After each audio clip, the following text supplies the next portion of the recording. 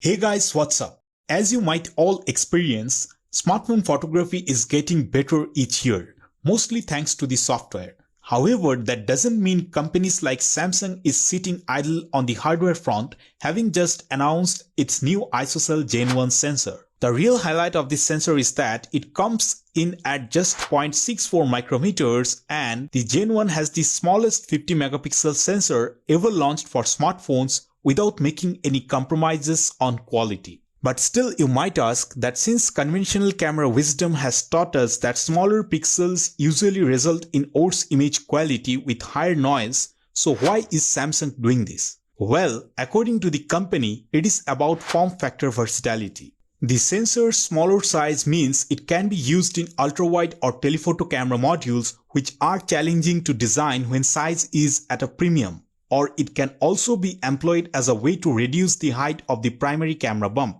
As with other high-resolution camera sensors, the Gen 1 will make use of pixel binding technology that combines multiple pixels into one for higher light sensitivity. In this case, Samsung says that the sensor will capture 12.5 megapixel photos with the equivalent of 1.28 micropixels, and the company is also claiming a 16% boost to light sensitivity with its ISOCELL 2.0 tech.